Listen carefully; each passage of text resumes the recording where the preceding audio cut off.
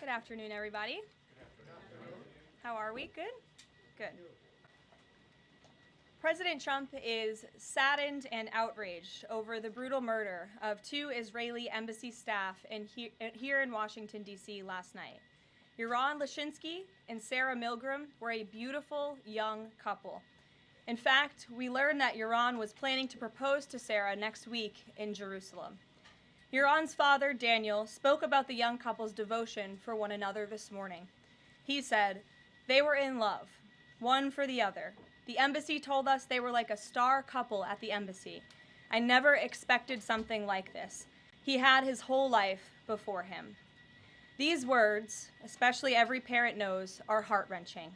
The evil of anti-Semitism must be eradicated from our society. I spoke to the Attorney General this morning. The Department of Justice will be prosecuting the perpetrator responsible for this to the fullest extent of the law. Hatred has no place in the United States of America under President Donald Trump. Everyone here at the White House is praying for the victims' friends and families during this unimaginable time. Now for some scheduling announcements. On Saturday morning, President Trump will deliver the commencement address at the United States Military Academy at West Point. On Monday, to commemorate Memorial Day, the President will visit Arlington National Cemetery and participate in a wreath-laying ceremony. The President will further honor our military next month on June 14th when he hosts the 250th anniversary of the United States Army with a grand military parade celebration right here in our nation's capital. President Trump will be joined by veterans, active duty troops, wounded warriors, Gold Star families, and patriotic Americans from across the country to celebrate our heroes who have kept us safe. Tickets for the parade and the celebration are available through the America 250 Commission's event registration portal. It will be a truly historic and special day for our country. After the parade, President Trump will travel to the G7 Leaders Summit in Canada from June 15th through the 17th. We will be sending an additional logistics information out after the briefing. Last night, Republicans in the House passed the One Big Beautiful Bill Act, the most significant piece of legislation in years. There were a lot of good faith negotiations in the Republican conference leading up to the final passage, but as always, President Trump came in at the end to bring all sides together and get this deal done. This One Big Beautiful Bill will implement President Trump's Make America Great Again agenda by delivering the largest tax cut in American history for middle-class families, the working class, and small businesses. The One Big Beautiful Bill fulfills President Trump's promises of no tax on tips, which was applauded today by the CEO of Uber, no tax on overtime, a Made in America auto tax break, Trump savings accounts for newborn babies, and substantial tax cuts for our amazing seniors' Social Security benefits. The One Big Beautiful Bill will permanently secure the border by delivering the largest border security investment in history, funding at least 1 million annual removals of illegal aliens to carry out the largest deportation campaign ever, finishing the Trump border wall, and giving pay raises and bonuses for our incredible ICE and Border Patrol agents. The One Big Beautiful Bill protects the Medicaid program and its benefits for the most vulnerable Americans that the program was designed for, by kicking off 1.4 million illegal aliens from receiving benefits and implementing common sense work requirements for able-bodied Americans. The One Big Beautiful Bill also helps get our fiscal house in order by carrying out the largest deficit reduction in nearly 30 years with $1.6 trillion in mandatory savings. Every single Democrat in the House of Representatives who voted against all of these common sense and massively popular policies. The Democrat Party has never been more radical and out of touch with the needs of the American people. The One Big Beautiful Bill is the final missing piece toward ushering the golden age of America. The Senate should pass this as quickly as possible and send it to President Trump's desk for a final signature. After today's briefing, President Trump will hold a Make America Healthy Again event alongside Secretary Kennedy and several other cabinet secretaries to unveil the Maha Commission report. President Trump wants every child in America to grow up and to live a long and healthy life. That's why he's working alongside Secretary Kennedy to end the chronic disease epidemic to keep our children healthy, safe, and disease-free. The Maha Commission report is a historic assessment the first of its kind by any presidential administration, of current evidence and research about the health crisis affecting America's children. This report is a review of pre-existing research to comprehensively assess what we understand about our health problems and what we don't understand, and how we can find those answers. All of the findings will be based on the gold standard of science. And I think I speak for all MAHA moms across the country when I say we look forward to the president's event and remarks later this afternoon. And as we head into the Memorial Day weekend, a quick update on gas prices. According to the fuel savings platform Gas Buddy, the national average price of gasoline is expected to be $3.08 on Memorial Day. We expect that to continue to decline because of the president's energy policies. But this is down from Memorial Day last year. And adjusted for inflation, it's the second cheapest price for a gallon of gas on Memorial Day since 2003, thanks to President Trump. And finally, in other news, the Department of Homeland Security conducted a deportation flight from Texas to remove vicious illegal criminals in the United States. All of these individuals were sent, or are trying to be sent, to a third country. And President Trump promised to get vicious illegal alien murderers, rapists, and pedophiles like these out of our country, and he is trying to deliver on this promise. But no matter how upset this makes Democrats, we will continue to deport these monsters to keep Americans safe. And here are the heinous of individuals who were on that flight.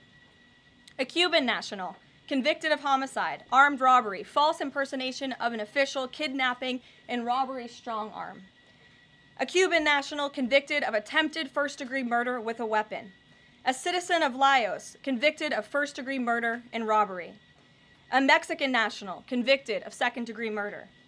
A citizen of South Sudan convicted of robbery and the possession of a firearm. A citizen of Burma convicted of lascivious acts with a child less than 12 years old. A citizen of Burma convicted of first-degree sexual assault involving a victim mentally and physically incapable of resisting. It's disgusting. And a Vietnamese national convicted of first-degree murder. Now, a liberal activist district court judge in the city of Boston, Massachusetts, is trying to force the President of the United States to bring these monsters back to our country. Judge Brian Murphy is ordering the Department of Homeland Security to give these illegal criminals 15 days to reopen their immigration cases with access to phones and attorneys. Every single one of these individuals, I will add, had final orders of removal from our country. And now Judge Murphy is forcing federal officials to remain in Djibouti for over 2 weeks, threatening our U.S. diplomatic relationships with countries around the world, and putting these agents' lives in danger by having to be with these illegal murderers, criminals, and rapists. This is completely absurd. Judge Brian Murphy is not the Secretary of State. He is not the Secretary of Defense or the Commander-in-Chief. He is a district court judge in Massachusetts. He cannot control the foreign policy or the national security of the United States of America, and to suggest otherwise is being completely absurd. According to new reporting about this judge, he's a registered Democrat in Massachusetts who during his Senate confirmation hearings failed to disclose his ties to a radical left-wing organization that claimed the word illegal to describe illegal aliens was inherently prejudicial. This massive judicial overreach by Judge Murphy is part of the same opposition our administration has faced since day one. Radical left-wing judges are egregiously trying to stop President Trump from using his core constitutional powers as head of the executive branch and commander-in-chief. These judicial activists want to unilaterally stop President Trump from deporting foreign terrorists and keeping the American people safe. Nearly 80 million Americans re-elected this president to deport illegal criminals from our homeland, and polling consistently shows that 90% of Americans want illegal alien criminals, especially those with final orders of removal from our country, who have chosen to continue to stay here illegally. Americans want these people sent home. We hope the Supreme Court will continue to rein this in as soon as possible to restore proper constitutional order in our country. We'll take some questions. And here in our new media seat today, we have Jillian Michaels. She's a renowned personal health expert. I know all of you know her. I certainly do, watching fitness videos growing up. And a media powerhouse who continues to expand her reach with her podcast, Keeping It Real. Jillian, I know you're here today for the Make America Healthy Again event. We're proud to welcome you to the White House. Thanks for being in the briefing. Why don't you go ahead? Thank you for having me. As a Maha mom yourself, how do you interpret the significance of this report in terms of delivering measurable health improvements for Americans and their kids, and what specific actions does the administration plan to take in response to it? Sure. Well, thank you for the question. And again, thank you very much for being here. I would like to emphasize, we held a call earlier today with Secretary Kennedy, Secretary Rollins, Administrator Zeldin, and other officials at Health and Human Services to talk about the gravity of this report. When the president took office, he promised to make this country healthy again. And the president signed an executive order directing this commission. And now, less than 100 days later, the commission is delivering this report. It's another promise made and another promise kept. And the report identifies 4 major factors that are contributing to the rise in childhood chronic disease. Again, this is the first time the federal government has really recognized in a single report that we have a problem in our country. Our children are getting sicker, not healthier. This is not just a crisis, a health crisis, but it poses national security implications as well. And this administration is focused on ensuring we understand why. The 4 factors contributing to the report, as you will all hear from the president later, are number 1, poor diet, a robust discussion about ultra-processed food that are dominating our children's diets, environmental chemical exposure, plastics and other chemicals that are unfortunately a part of our daily American life. It talks about the lack of physical activity and chronic stress, and how technology-driven lifestyles are contributing to the decline of our children's physical and mental health. And then lastly, the report touches on the over-medicalization that's taking place in our American society, nowhere else in the world, but just right here in the United States of America. And the report directs the entire administration to understand why these issues are happening and what public policy can the administration implement to ensure that we are fostering a more healthy country for our children. So I'll leave it at that and let the president and his team speak more about this historic report later. But this should be good news for everyone. I don't care what your politics are. We should all agree that we want our children to be healthy and safe, and we want our food supply to be healthy and safe. We have the best farmers and ranchers in the world right here in the United States of America, and we have the best workers in the world. We have the best people in the world, but unfortunately we have a health crisis that's been plaguing us for too long, and this report speaks to the heart of it. You're welcome. Thanks for being here. Garrett, go ahead. Karoline, you guys are very proud of your record on transparency. I have 2 transparency-related questions for you. Sure. On the president's dinner tonight, will the White House commit to making a list of the attendees public so people can see who's paying for that kind of access to the president? Well, as you know, Garrett, this question has been raised with the president. I have also addressed the dinner tonight. The president is attending it in his personal time. It is not a White House dinner. It's not taking place here at the White House, but certainly I can raise that question and try to get you an answer for it. Okay, and on the Qatari aircraft, the Air Force has said they're going to classify all the information about the work that has to get done to bring it up to snuff to be Air Force One. Previous Air Force One contracts, including the one that the president entered into in 2018, are public. That's available knowledge. Will the White House commit to releasing who's doing that work and the cost of that work? I understand that some elements might be classified about specific systems, but will you commit to releasing that basic information so people can see ultimately what this costs? Well, Garrett, as you know, that's a question for the Department of Defense and the United States Air Force, who is accepting this jet as part of their fleet. Declassify anything he wants. Well, you'll have to ask the Department of Defense and the United States Air Force, who is accepting this jet as part of its fleet. Peter. The president can declassify anything that he wants. Has he looked to see if there are any records here that would contradict what we've been told about Joe Biden's decline? He has not directed anyone, to my knowledge, to look into that, but surely I can ask him if he intends to. I think the president has spoken on this pretty extensively, and I have spoken about it extensively from this podium as well, how it was truly one of the worst political scandals this country has ever seen, that the previous administration covered up the decline in the former president's mental and physical ability. And it's now all coming out, but the American people knew the truth, and that's one of the many reasons why President Trump won the election on November 5th. And President Trump says that he basically thinks unelected Biden staffers concealed his decline so that they could use the levers of power for their own personal gain. Well, Look, that's not just the president thinking that, Peter. There's a new book out. I don't know if any of you have heard about it. Again, a little bit too late because the American people knew the truth on this from the very beginning. And there were reporters in this room, including some from your network, Peter, I'll give you a little bit of credit here, who have said that clearly Joe Biden's staffers were engaging in this cover-up. So this is common sense. This isn't the president making it up. These are facts that are now finally being revealed. Right, and I'm not saying the president's making it up, but he specifically talks about the auto pen. He thinks that staffers were using this auto pen. Mm-hmm. Is there some kind of like a badge that you have to swipe to use an auto pen? Is there a record of that? I can tell you here at this White House, the president signs any document that has legal implications. The president signs every executive order. He signs every proclamation. He signs pretty much every document that is needed for the president's signature, with the exception of maybe some letters to children. From what we have heard and seen, that was not the case in the previous administration, and the president is raising good questions that are worth looking into. And as for Maha, I'm going to take a sip of water, if that's okay with you guys. Go ahead. Thanks, Karoline. Back to the presidential gala tonight.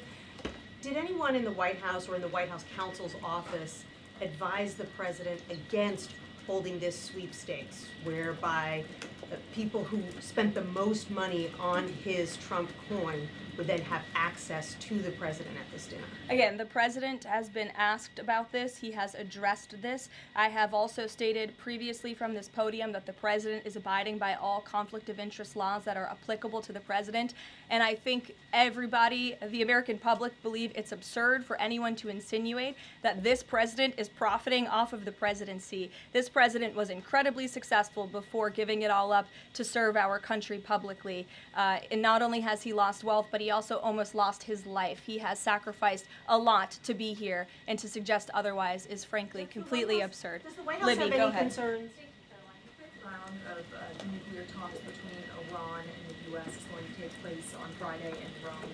What is the president anticipating ahead of that, and if a deal doesn't come from that meeting, is he going to walk away? Well, I'm glad you brought up Iran, because I do have an update. The president spoke to Prime Minister Benjamin Netanyahu today.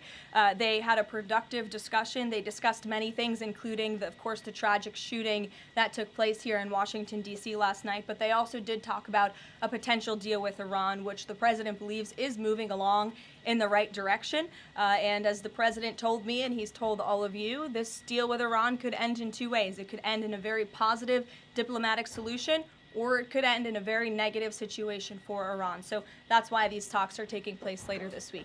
Yamish, good to see you. Hi, good. Thanks for taking the question. Sure. The president showed a video that he said showed more than 1,000 burial sites of white South Africans that he said were murdered. We know that that was not true and that the video wasn't showing that. So I wonder, why did the president choose What's to show not that? true, Yamish? It's not true that the video was showing a burial site. It is unsubstantiated that that's the case. No, it is true that that video showed the crosses that represent. Which is what the president claimed.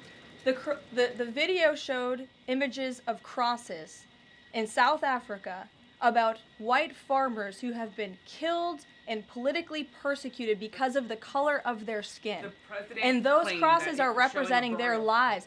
Those crosses are representing their lives in the fact that they are now dead and their government did nothing about it. Are you disputing that there's no... Disputing the fact that the video showed what the president claimed it showed, because it did not show that. But even more, what I'm asking you is who at the No, it White did House... show that. It who showed at the white crosses representing people who have perished because of White racial House persecution. verifies the videos that the president shows, and what protocols are in place when there's unsubstantiated information being put out for What- the world and world leaders to Yamish, show? what's unsubstantiated about the video?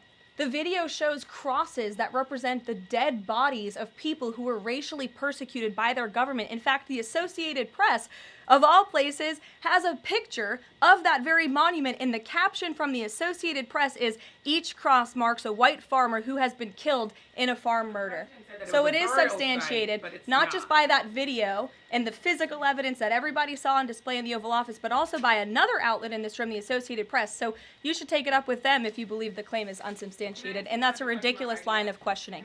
John, go ahead. Go ahead, John. Thank you, Caroline. The big, beautiful bill now goes to the Senate. Does, yes. A lot of the Republican senators have promised amendments that will water this thing down dramatically. What is the president's level of tolerance for their amendments to water it down, and what will be the action taken for some of the amendments that the president does not want? Sure. Well, the One Big Beautiful Bill is named the One Big Beautiful Bill for a reason, because it is a one big beautiful bill that encompasses just about everything this president could want for the American public. It delivers on so many of his core campaign promises. So surely we want to see those campaign promises signed into law. And as the president put in his Truth Social post this morning, and as he said to me, we can celebrate this past the House for a couple of hours, but now it's time for the Senate to get to work. The president has a great relationship with Senate Majority Leader Thune, and of course so many friends on the Senate side of the Hill, and he's expecting them to get busy on this bill and send it to his desk as soon as possible. Phil. Thank you. Given that the president said the other day the SALT cap, we don't want to benefit Democratic governors.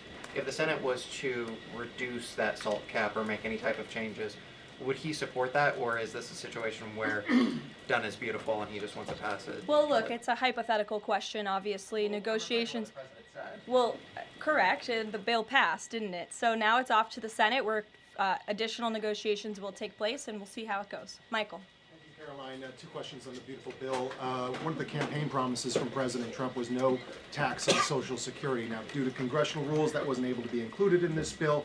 How does the president plan to follow through on that campaign promise? Well, this bill did address taxes for our seniors. It actually allows them to take off significant money from their Social Security payments, get more money back, I should say, put more money in their pockets for various reasons. So this bill delivers on that promise. That's the view of the White House. Secondly, you had two Republicans last night that voted against this bill, Congressman Massey and Davidson.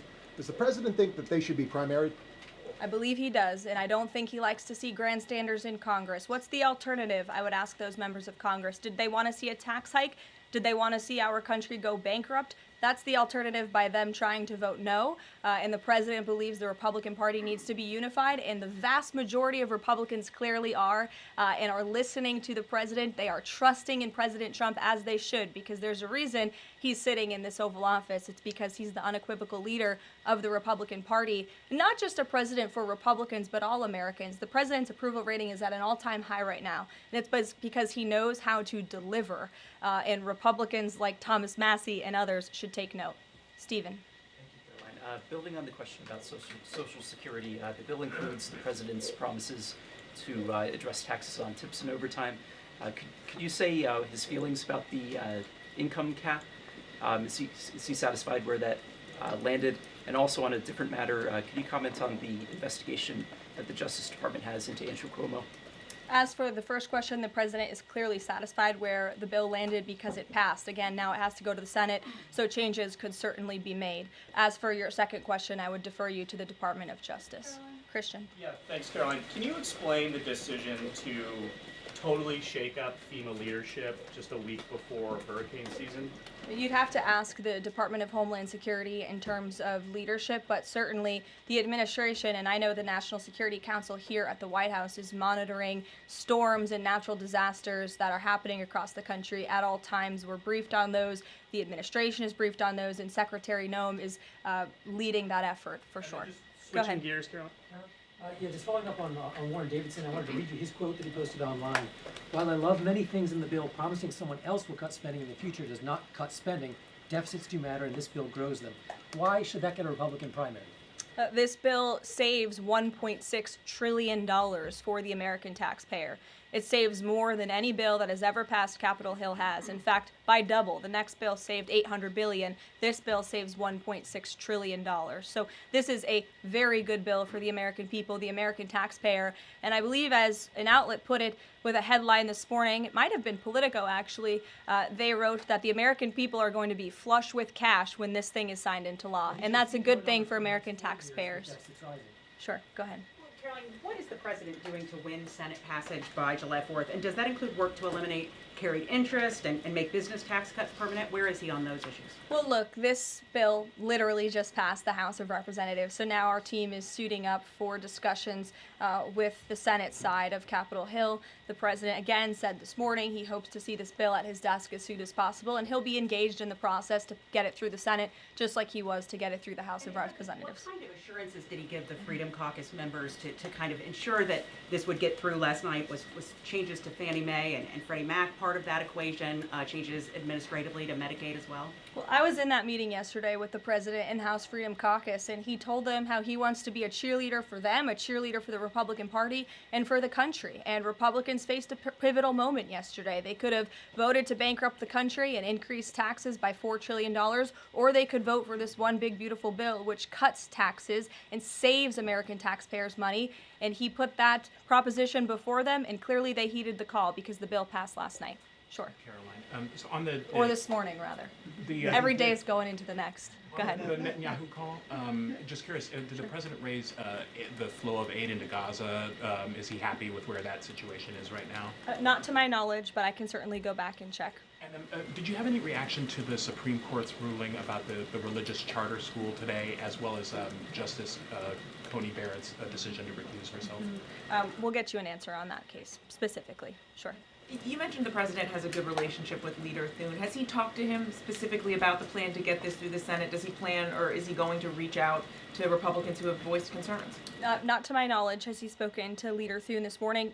He very well could have. I just wasn't briefed on that call. We can go back and check for you. The president did speak to Prime Minister Netanyahu this morning. He also had a call with President Sheinbaum this morning. He was receiving his intelligence briefing. He's been very busy all morning. But again, he certainly intends to remain active and engaged in these negotiations with the United States Senate to get this bill done. And just following up on the dinner tonight, you mentioned this is not a White House dinner, but the president is always the president, and the Trump family is making money off of this. So can you just explain, how is this not the president using the office to enrich himself? All of the president's assets are in a blind trust, which is managed by his children, and I would argue one of the many reasons that the American people reelected this president back to this office is because he was a very successful businessman before giving it up to publicly serve our country. Reagan. Thanks, Caroline. Last week, the president told Brett Baer that he trusts his people, but thinks that the official narrative on his assassination attempts are, quote, a little bit odd. FBI Deputy Director Dan Bongino said days later that there's no conspiracy to find, and as he put it, quote, the there that you're looking for is not there. My question is the president personally satisfied with the investigations into the attempts on his life? And does he agree with Deputy FBI Director, or does he think there's more to it? Well, in the lead up to your question, you answered your own question with the president's own words, and I'll leave it at that. Caroline? Sure, go ahead, Haley. Thank you, Caroline. Haley, go ahead. Oh, thanks. I wanted to follow up on his call with Prime Minister Netanyahu in his effort to deal with Iran. Does he feel like he has the Prime Minister's support in this effort at this point, or did the Prime Minister raise concerns to him in this conversation? I won't get further into the private discussion between the president and the prime minister, but surely they have a good relationship, one that's built on transparency and trust. And the president has made it very clear to not just Prime Minister Netanyahu, but also the world, that he wants to see a deal with Iran struck if one can be struck. He does not want to have to take the latter option, the more severe and negative option. He wants to see a deal. The president is a deal maker, and he believes strongly in diplomacy, and he's made that clear to the prime minister, but also to all of you and, frankly, the rest of the world. Mary. Thank you, Caroline. Two questions, one on the terror attack last night and then another on the big, beautiful bill. Do you or President Trump have a message to politicians like Ilhan Omar, who only this morning explicitly avoided condemning this act of terror? It's despicable. And frankly, we have seen a rise in anti-Semitic protests, of pro-Hamas protests, of terrorist sympathizers. We saw them on our college campuses, and we've seen the Democrat Party turn a blind eye and in some cases actually embrace such anti-Semitic illegal behavior. And that's why this administration has done more than any administration in history to crack down on anti-Semitism. As you know, in January, when the president took office, he signed a new executive order to combat anti-Semitism. He created a commission focused on doing just that.